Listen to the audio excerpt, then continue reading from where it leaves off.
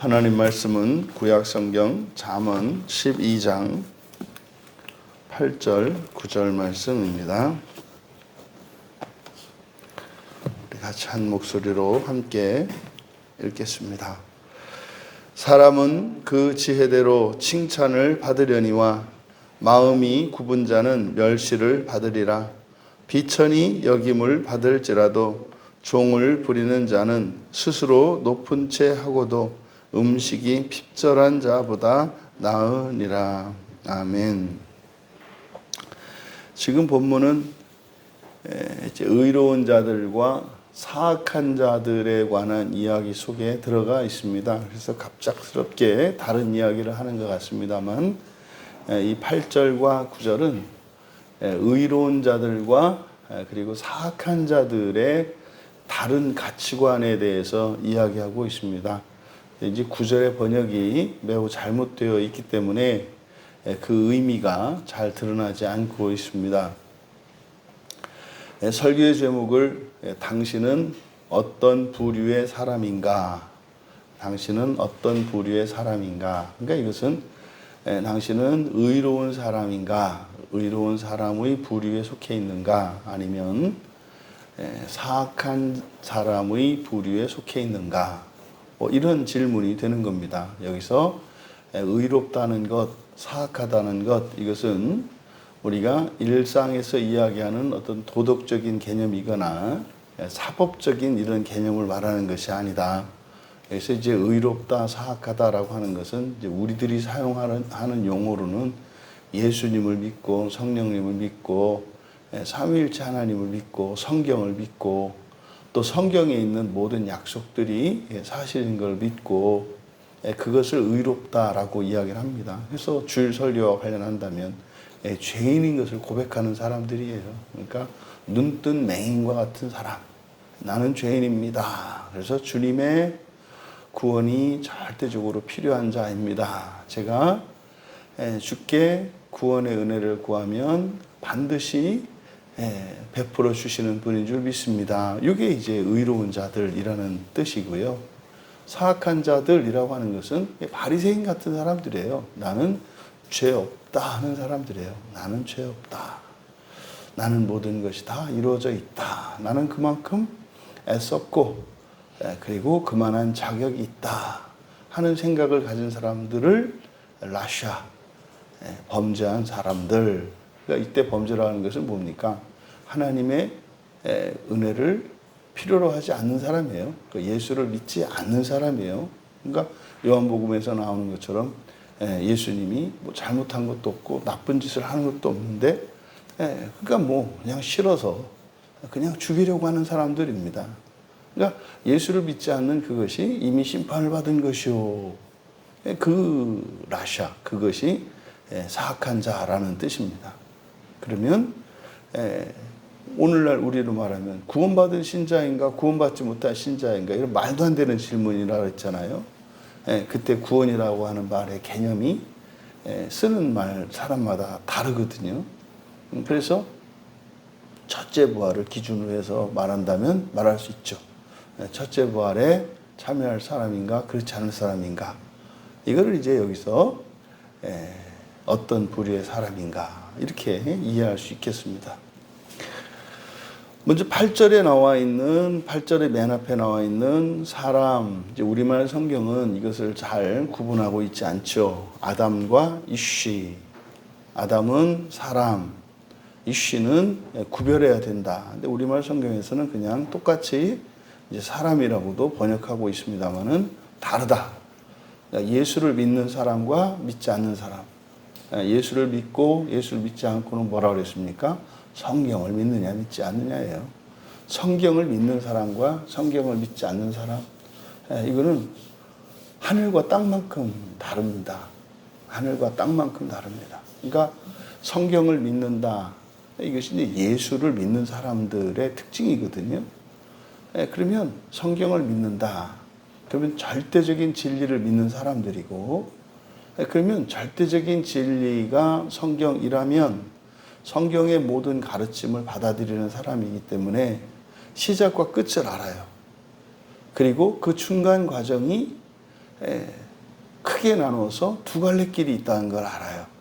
이거를 이제 선택 또는 예정이라고 합니다. 예정. 그래서 시작도 알고 끝도 알고 중간 과정도 아는 사람들이에요. 성경을 믿는 사람들은.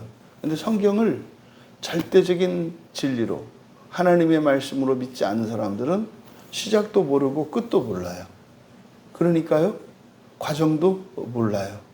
그런데요, 그러니까 사실은 두려움과 불안 속에서 살아가게 됩니다.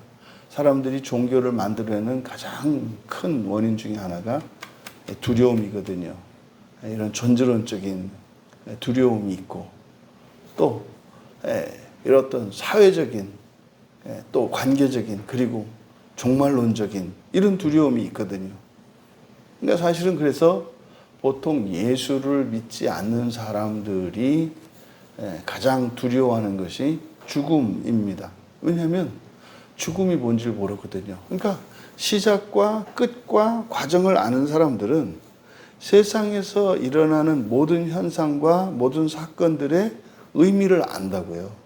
그러니까 성경을 믿는 사람들은 사람들이 두려워하는 것, 싫어하는 것, 가치 없다고 여기는 것, 악하다고 여기는 것에서도 가치를 뽑아낼 수 있는 사람들이에요. 그러니까 그냥 흙을 가져다가도 거기서 기름도 짜내고, 거기서 뭐 물도 짜내고 할 수 있는 것이 그리스도인이고 성경을 믿는 사람들이에요. 이게 절대적 진리를 믿는 사람과 믿지 않는 사람들의 차이거든요. 이렇게 이제 강조하는 이유가 뭐냐면 구약 성경에 사람으로 번역되어 있는 단어가 두 개, 아담과 이쉬인데 이 아담과 이쉬는 그냥 똑같이 사람으로 번역할 수 있는 게 아니다 이 말이에요. 이게 이제 오늘날로 말하면 예수님을 믿는 사람과 믿지 않는 사람, 성경을 믿는 사람과 믿지 않는 사람의 차이이기 때문에 그런 거잖아요. 학교에 다니는 사람과 다니지 않는 사람 이렇게 놓고 비교해 보면 별 차이 나지 않을 수 있어요.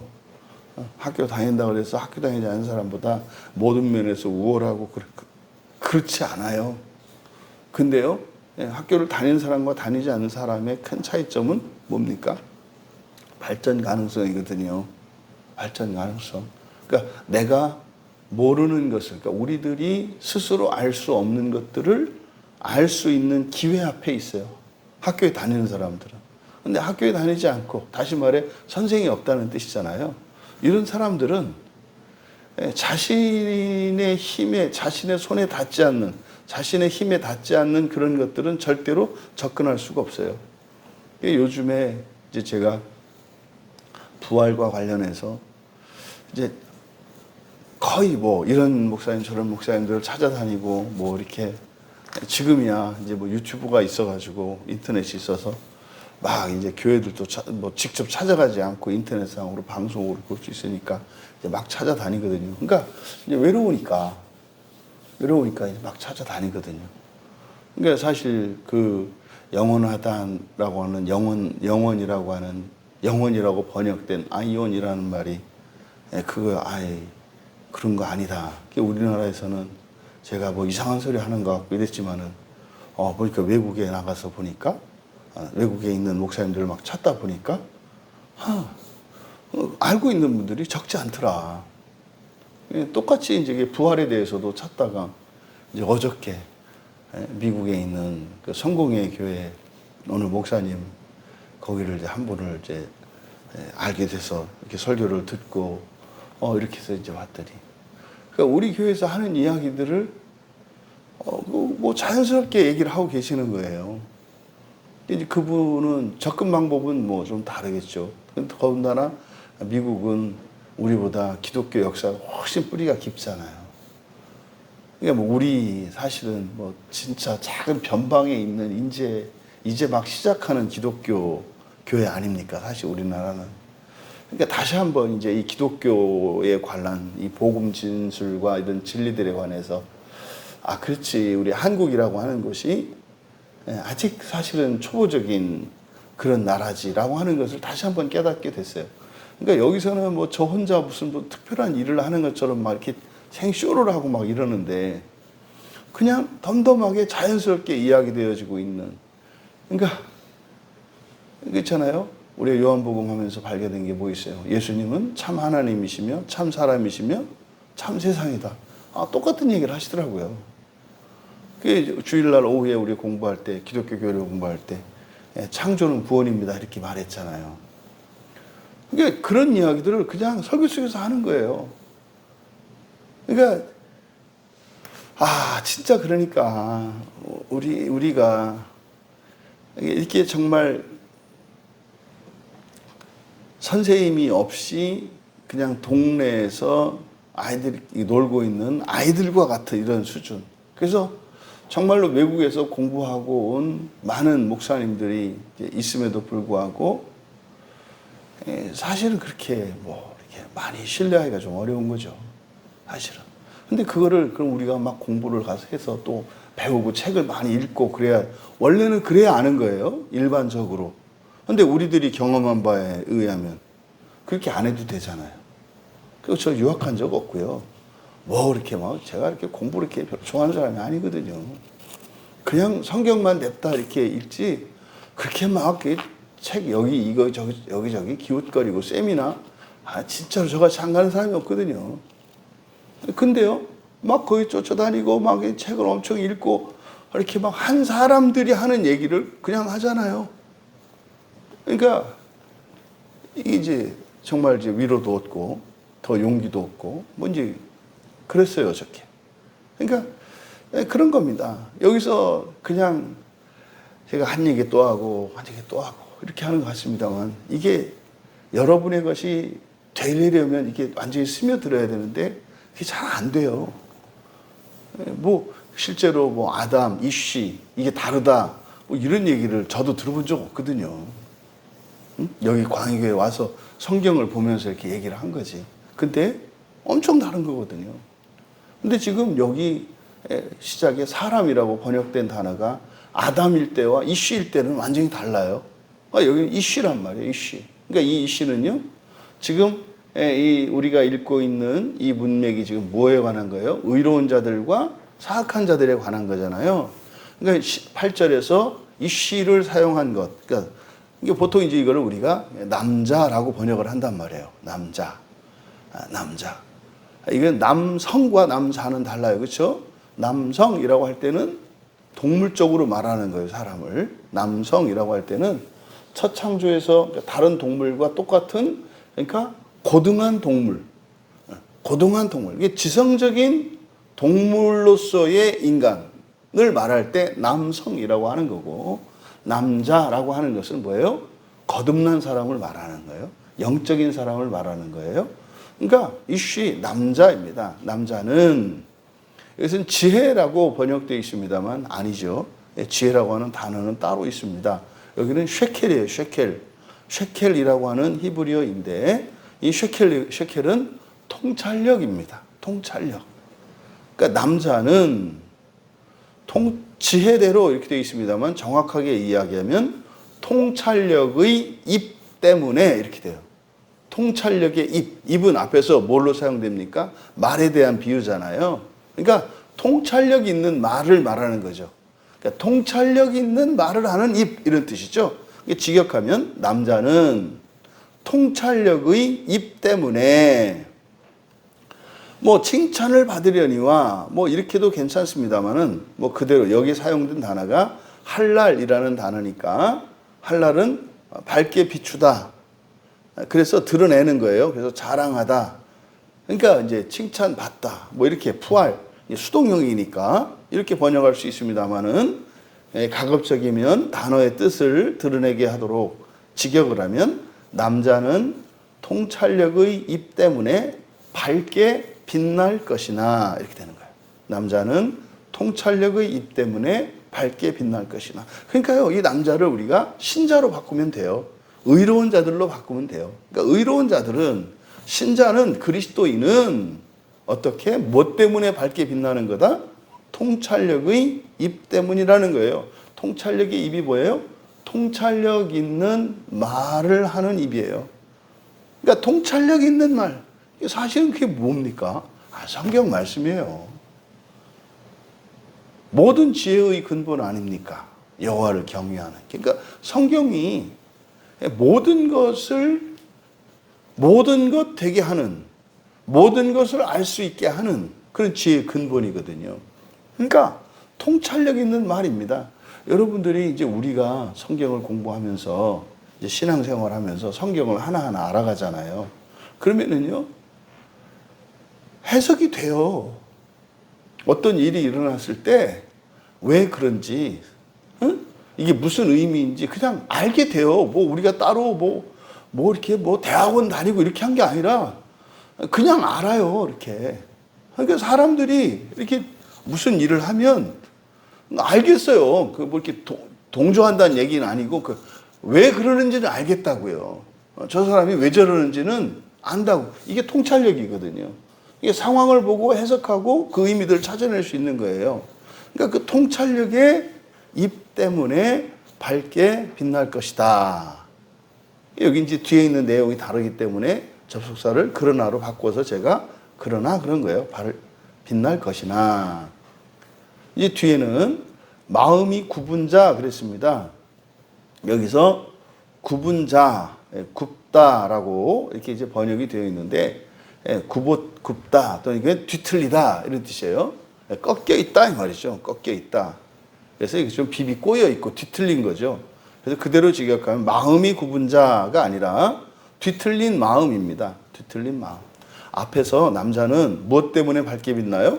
통찰력의 입 때문에 밝게 빛날 것이나. 그래서 통찰력의 입과 대조되는 게 뭡니까? 뒤틀린 마음이에요. 뒤틀린 마음은 모욕을 당할 것이다. 그러니까요, 그리스도인이 신자죠. 의로운 자죠.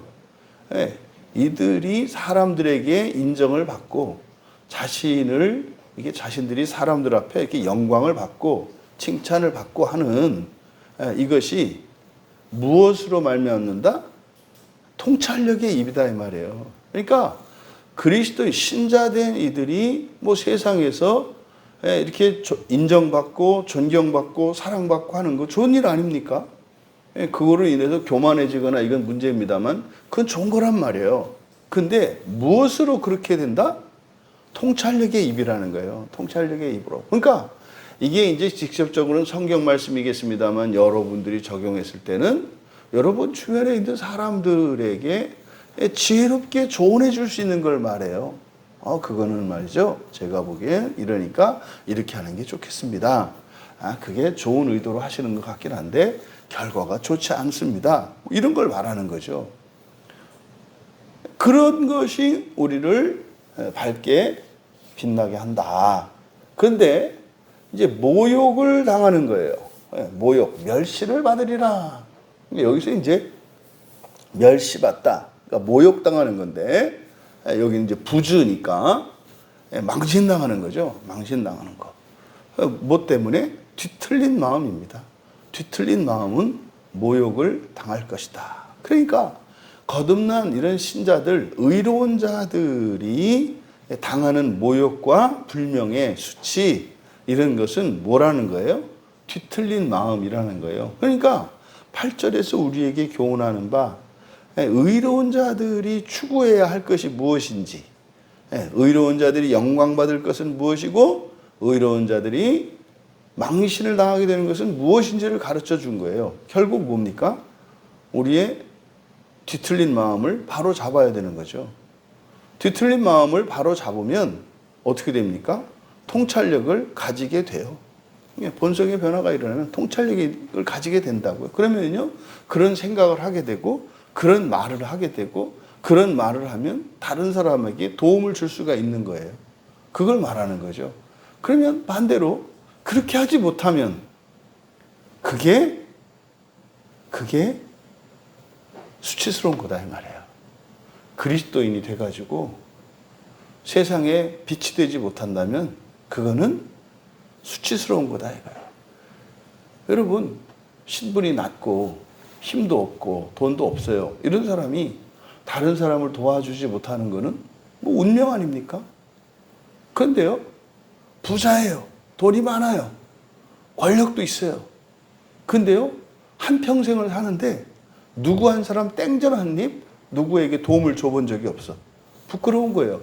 이거는요, 우리나라에서도 유교적 가치관이나 서양의 가치관에서요, 부자다, 신분이 높다, 권력이 있다. 여기는요, 다 사회적인 책임과 의무가 있다는 것을 다 생각합니다. 그래서요, 사람이 이렇게 부자가 되고 권력이 높아지고 신분이 높아지면 높아질수록 사회적 책임을 더 통감한다고요.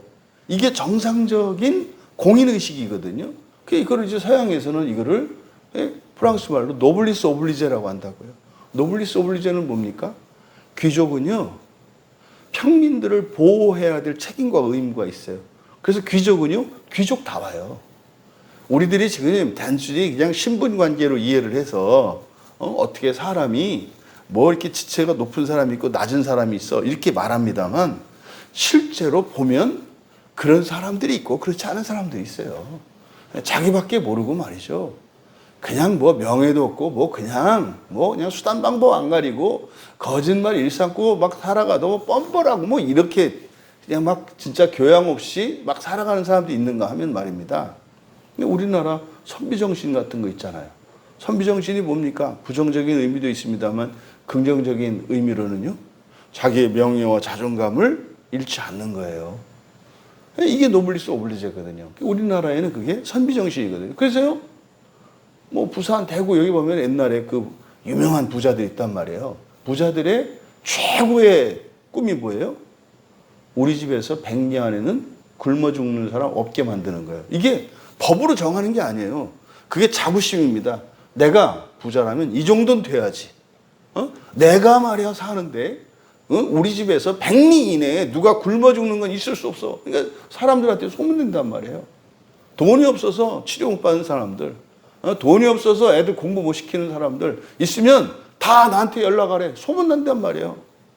이게 우리나라의 부자예요. 이게 노블리스 오블리제라니까요. 근데요, 꽉 들어앉고 땡전 한 푼 주지 않으려고 아끼는 그게 부끄러운 거다 이 말이에요. 예수님께서 우리를 택하시고 불러주셨을 때 우리를 세상의 소금과 빛으로 부르셨어요. 무슨 말입니까? 세상을 살릴 수 있고 구원할 수 있는 사람들이라니까요. 근데 그리스도인으로 살았어. 근데 살다가 죽었는데 누구를 구원해 본 적이 없어. 이거는 수치스러운 거라니까요. 부끄러운 거라니까요. 자기 안에서 어떤 구원의 감격과 이런 본성의 변화들을 경험한 적이 없어. 이건 부끄러운 거라니까요. 마치 엄청난 부잣집의 망나니 막내 아들 같은, 한평생을 땀 흘려 일해본 적이 없고 자기 양말 하나 자기가 빨아본 적이 없고 뭐 해본 적이 없어. 그냥 짐덩어리로만 살고 그저 향락과 방탕한 삶을 살다가 죽었어. 불쌍한 사람이다 이 말이에요. 근데 이게 지금 8절에서 우리에게 주는 교훈입니다. 이제 그것과 대조적으로 9절, 이제 9절은 바로 이 문맥에서 사악한 자에 대한 이야기예요. 사악한 자. 그러니까 지금 8절의 의로운 자의 특징은 뭡니까? 통찰력 있는 말을 통해서 말을 해서 사람들에게 도움을 주고 이끌어주고 말이죠. 또 자기의 뒤틀리고 어지럽혀진 자기의 마음을 바로잡으며 마음을 기경해가는 이런 사람이라는 거잖아요. 그런데 9절은 이제 완전히 번역이 잘못되어 있습니다. 비천히 여김을 받을지라도 종을 부리는 자. 무슨 뜻입니까? 비천히 여김을 받을지라도 종을 부리는 자. 우리나라 전형적인 그 양반이네, 양반. 그잖아요. 패가망신한 양반. 그 남산 밑에 사는, 남산골에 사는 김생원 얘기잖아요. 예? 허울 좋은 족보 하나만 갖고 있고, 그냥 맨날 뱃속에서 꼬르륵꼬르륵 그냥 손가락이나 빨고 앉아있는, 예? 물 마시고서는 잘 먹었다 하면 속으로는 배고파가지고 그냥 허리가 꼬부라진 김생원. 그거 아닙니까? 비천히 여김을 받을지라도 종을 부리는 자. 스스로 높은 채하고 음식이 핍절한 자보다 나으니라. 이게 지금 의미가 잘 안 돼 있어요. 여기 그대로 직역하면 비천히 여김을 받을지라도 종을 부리는 자. 그래서 부리는 자 밑줄 치시고 X표를 하십시오. 종을 부리는 자 없어요. 그냥 종이에요, 종. 그러니까 비천히 여김받는 자. 그리고 종 이렇게 돼 있는 거예요. 그러니까 비천히 여김 받으며 종일지라도 이렇게 되는 거예요. 뒤에 스스로 높은 채 하고 카보드니까 영광스러워 하는 겁니다. 스스로 영광스러워 하나 음식이 핍절한 자, 이걸 좀 조금 부드럽게 우리 이해하기 쉽도록 끼니도 때우지 못하는 자입니다. 끼니도 때우지 못하는 자보다는 더 낫다. 그러니까 누가 더 낫다는 거예요? 종이 배고픈 양반보다는 낫다는 뜻이에요. 지금 구절의 의미는. 그러니까요, 경시당하며, 그러니까 비천히 여김 받으며 종일지라도 스스로 영광스러워하나 끼니도 때우지 못하는 자보다 더 낫다. 그러니까 지금 8절과 정반대되는 가치관을 말하는 거예요. 그러니까 명예, 양심, 교양 이딴 거 필요 없다 이 말이에요. 그러니까 비천하잖아요, 종이. 근데요, 종에게 확보된 건 뭐예요? 먹을 음식과 잠자리예요. 그게 뭐 집이 후줄근하든 뭐하든지 간에 종은요, 종의 먹을거리는 누가 책임져요? 주인이 책임을 지잖아요. 근데요, 스스로 영광스러워하는 자, 이건 뭡니까? 말하자면 양반 같은 사람이에요. 그러니까 이런 사람은요, 누가 대신해 주는 게 아니죠. 그 어른, 성인이 되었어요. 이 사람들은 부모님이 도와주는 게 아니라 어떻게 해요? 스스로 먹을거리를 마련해야 되는 거잖아요. 그러니까 이게 스스로 영광스러워하는 자라고 하는 의미가 뭐 사람의 나이로 보자면 성년이 된 것이고요. 신분으로 보면 지체가 높은 게 된다 이 말이에요. 예, 뭐 우리들로 보면 뭡니까? 이게 사실은 그리스도인이잖아요. 스스로 의롭다고 하는 자, 스스로 영광스러워하는 자 아니에요. 근데요, 끼니도 때우지 못하는 거예요. 그러니까 예수 믿는데 아주 지질이 궁상 떨고 살아. 그러면 보세요. 예수 안 믿는데 앞에는 경시당하는 종이니까. 그러니까 여기서는 뭡니까? 예수를 믿지 않아. 예수와 상관없어. 근데 나 어떻게? 잘 먹고 잘 살아. 이런 뜻이에요. 누가 더 나아요? 의로운 사람들의 입장은 배고플지라도 고난 속에서 살아간다 할지라도 내가 예수 믿고 의로운 자가 된 것이 더 낫잖아요. 구절은 정반대의 가치관을 말한 거라고요. 웃기는 소리 하고 있어. 배부른 게 장땡이지 이 말이에요. 돈 많은 게 최고지. 여러분, 지금 구절에서 이야기하는 이것은 매우 현세적이고 실용적인 교훈이에요. 이런 거죠. 폼나는 회사 이렇게 다닐래?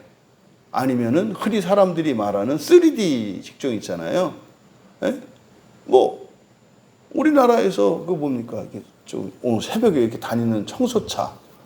이게 이제 사람들이 기피하는 일이어가지고 이게 고액 연봉자로 이미 소문이 났잖아요. 그러니까 뭐 연봉이 이 서울 같은 게 6천만 원이라든가 적지 않은 연봉이거든요.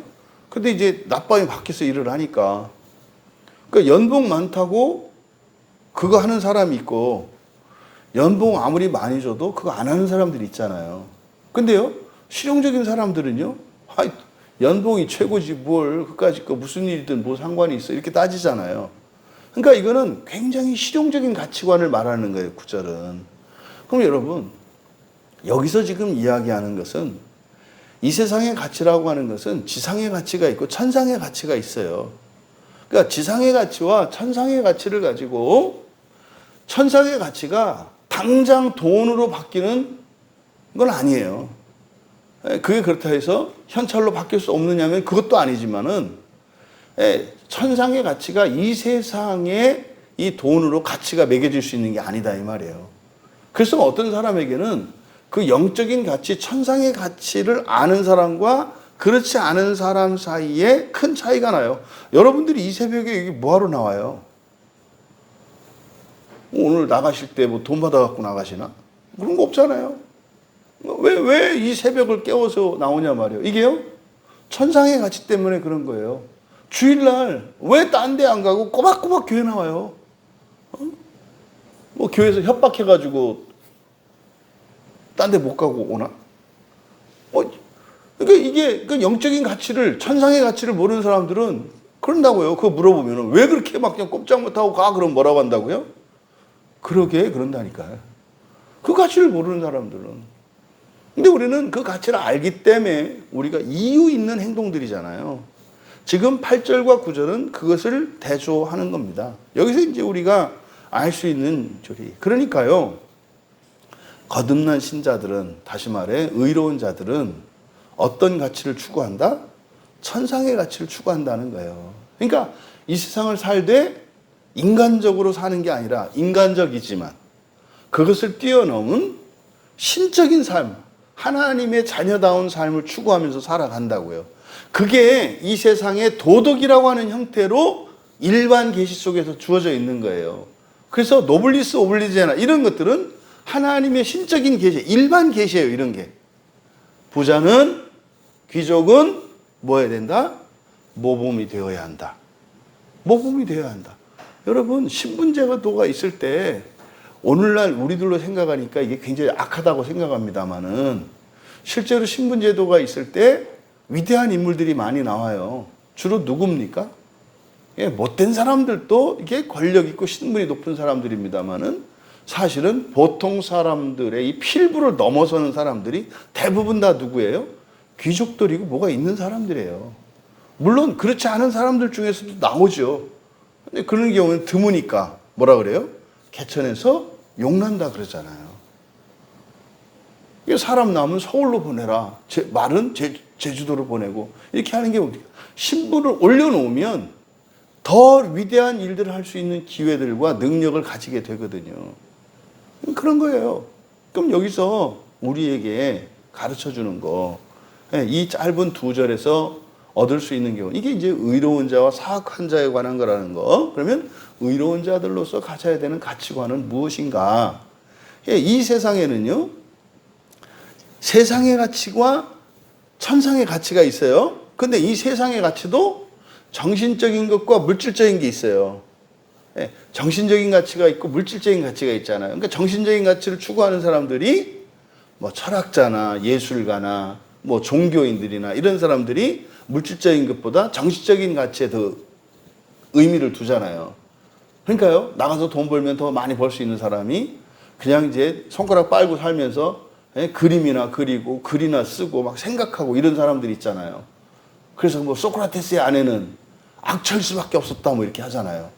뭘 벌어다 주지 않으니까 맨날 빈둥거리고 놀고 있으니까 아내가 그렇게 강한 아내가 될 수밖에 없었다 이런 얘기를 하잖아요. 그럼 소크라테스는 아주 나쁜 사람이고 도덕적이지 않은 인간인가요? 그렇지 않잖아요. 그 사람은 뭐 한 거예요? 정신적인 가치에 더 의미를 둔 사람이죠. 예수님을 찾아왔던, 예수님을 사랑했던, 그러니까 예수님이 사랑했던 마리아와 마르다, 거기 전형적인 비유가 나오잖아요. 마르다는 물질적인 가치, 그래서요 일하고 섬기고 밥하고 빨래하고 이런 것을 더 중요시 여겨. 근데 마리아는 어떻게 해요? 말씀을 더 이렇게 중요시 여겨. 그때 예수님이 그런단 말이에요. 마르다도 잘했고 마리아도 잘한 거예요. 근데요, 일반적으로 사람들에게 마리아는 잘못한 거로 여김 받는다고. 그러니까 예수님이 마리아를 위로하잖아요. 괜찮다, 잘했다, 이렇게. 그러니까요, 이 세상에 정신적인 가치와 물질적인 가치가 있는데 둘 다 균형을 잡아야 돼요. 어느 게 더 우월하다 이렇게 가면 안 돼요. 이게 우리나라에 문인들이 막 지배하다. 우리나라들은 사실은 약간 정신적인 가치를 더 중요시하는 사회죠. 우리나라가. 그래서요, 화이트 칼라, 블루 칼라 이렇게 할 때 화이트 칼라는 펜대 잡는 사람들. 그러니까 정신적인 노동을 하는 사람들은 좀 더 나은 사람이고, 몸을 쓰는 사람들은 조금 좀 열등한 사람이고, 이런 의식이 있었단 말이에요. 과거에. 그래서 막 그 군인들이 반란을 일으키고 이런 일이 일어났잖아요. 현대사회는 이렇게 없어졌잖아요. 이제 또 이게 너무 역전이 됐어. 너무 역전이 되다 보니까 그저 돈 많이 버는 게 장땡이야. 수단 방법 가리지 않고. 그러니까 뭐 마약이면 이런 거 갖다 막 파는 거 아닙니까? 어떻게 자식 있는 사람들이 그런지 몰라. 그런 거죠. 그러니까 이 세상의 가치도 사실은 정신적인 가치와 물질적인 가치가 있는데, 이 세상의 가치는 사실은 균형 잡힌 가치관을 가지고 있어야 한다고요. 둘 다. 너무 그냥 정신적인 가치에만 여념이 없어가지고 남편 노릇 못하고 뭐 엄마 노릇 못하고 뭐 이러면 안 되잖아요. 최소한의 것은 하면서 해야 되는 거지. 그러니까 어느 한쪽 가치관에 경도되면 안 된다 이 말이에요. 그런데도 이 세상에 어떤 부류의 사람이냐 있다고요. 그러니까 정신적인 가치를 우선하는 사람과 물질적인 가치를 더 우선하는 사람이 있다. 이게 이제 세상의 가치관을 가지고 살아가는 사람도 어떻게 해야 된다? 균형 잡힌 가치관을 가지고 있어야 한다. 그 다음에 이런 지상의 가치가 또 천상의 가치가 있는 거죠. 영적인 그 천상의 가치가 있고 천상적인 가치가 있고 지상적인 가치가 있고, 그러면 당신은 이런 영적인 가치 안에는 정신적인 가치가 포함되어 있어요. 그래서 이런 영적인 천상의 가치를 추구하는 사람인가? 그저 물질적이고 현세적인 이 지상의 가치를 추구하는 사람인가? 우리들이 스스로 생각을 해봐야 되는 거죠. 나는 어떤 부류의 사람인지. 여러분들이 어떻게 살아야 할지 의로운 자들로서 성경은 우리에게 교훈하는 거예요. 천상의 가치를 최우선으로 해라. 천상의 가치를 최우선으로 해라. 그래서 천상의 가치를 최우선으로 할 때 지상적인 가치나 이런 정신적인 가치들에 있어서 결핍이 있을 수 있다. 근데요, 배부른 것, 다시 말해서 물질적인 것들이 넘치는 것보다 정신적인 것이 넘치는 것, 지상적인 것이 넘치는 것보다 천상적인 것이 넘치는 것이 더 바람직하다. 하지만 어떻게 해라? 지상의 정신적인 가치와 물질적인 가치는 어떻게 해라? 균형 잡힌 바른 가치관을 가져라. 또 천상의 가치만을 추구하는 것, 이것도 바람직하지 않다는 거예요. 그래서 이 세상의 사람들도 먹고 살아야 된다 이 말이에요. 그래서 예수님이 빵이 아니라 말씀으로 살아간다 이렇게 말씀하시지 않았단 말이에요. 빵으로만 살 것이 아니요 그랬다고요. 그러니까 빵이 있어야 돼요, 없어야 돼요? 있어야 돼요. 근데 빵으로만 살 것이 아니요. 그러니까 이 세상의 가치인 빵이 아니고도 천상의 것으로도 하늘에서 내리는 만나로도 이 세상의 물질적이고 그리고 현세적인 이런 가치를 대신할 수도 있다는 것을 가르쳐 주셨잖아요. 나는 어떤 사람인가? 스스로 내가 어떤 부류의 사람인지를 스스로 자리매김할 수 있기를 바랍니다. 그리고 성경 말씀을 따라 성령으로 말미암아 의롭게 되신 여러분, 예수 그리스도의 십자가의 대속으로 의롭게 되신 여러분, 성경으로 날마다 의롭게 되어 가실 수 있는 여러분, 이제 여러분이 아니라 세상을 구원하기 위해 살아갈 수 있게 되신 의로운 여러분, 여러분은 어떤 부류의 사람입니까? 그것은 여러분의 생각이 결정하는 것이 아니라 여러분의 하루의 삶이 결정합니다. 오늘 하루의 삶이 의로운 자들의 삶이 되시기를 주님의 이름으로 축원합니다. 존귀하신 하나님, 보이는 세상이 있고 보이지 않는 세상이 있음을 알게 하셔서 또 그 나라의 소망을 갖고 살게 하시니 참으로 감사합니다.